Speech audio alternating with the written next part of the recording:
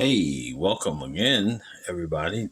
Today, we're going to start with the spiritual spread and the 52 cards or cardology, whatever your preference is.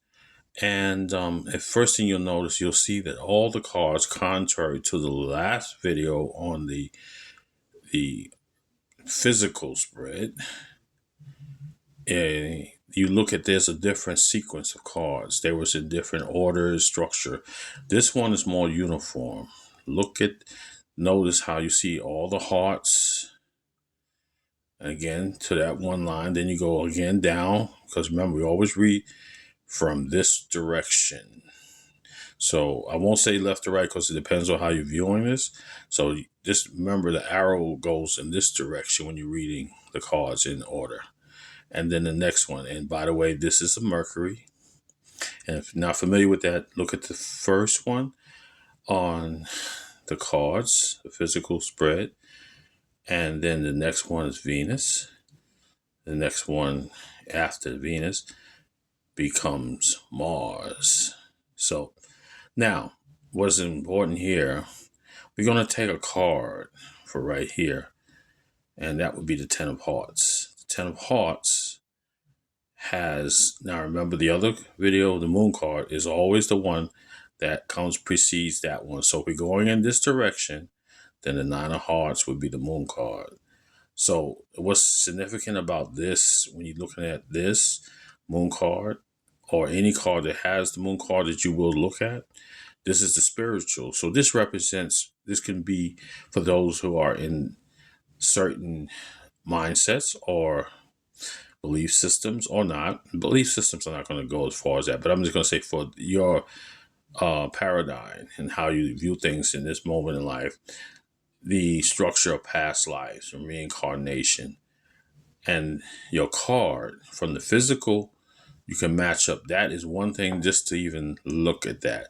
And then looking at this here now on the physical, this card is the Three of Hearts, but now the same space in the spiritual is the Ace of Hearts. So that gives you another significance there. But keep in mind, you have a Venus card, which starts from the card itself. The next card is Mercury. The next one following after that one is Venus. So there's some type of spiritual connection, if you want to view it in this perspective, that the Ten of Hearts have a spiritual connection with this card here, the Queen of Hearts. So you may be one or know of someone, see if they're in their patterns in their lifestyle, the people they relate to has a Queen of Hearts in there, and you'll see certain connections. This is where I enjoy.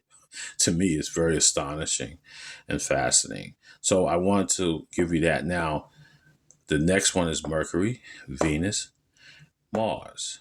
So in a spiritual, that could represent somebody that may have been in conflict or at odds in a past life.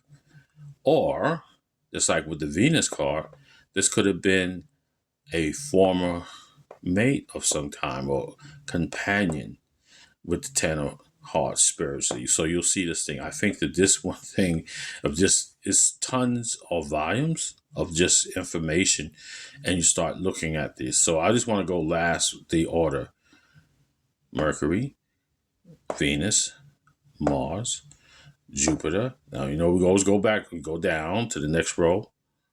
Then comes Saturn. Pardon me, and then comes Uranus, then Neptune. And then the next one, I'm going to stretch it even further, is the Pluto card, which we'll go into another time. But that's it for now for this one. Just pause and take as many takes to get back. Just keep in mind, Mercury line, this is the Venus line, and the Mars line. And we'll go down the whole order. All right? Everybody have a good day and peace.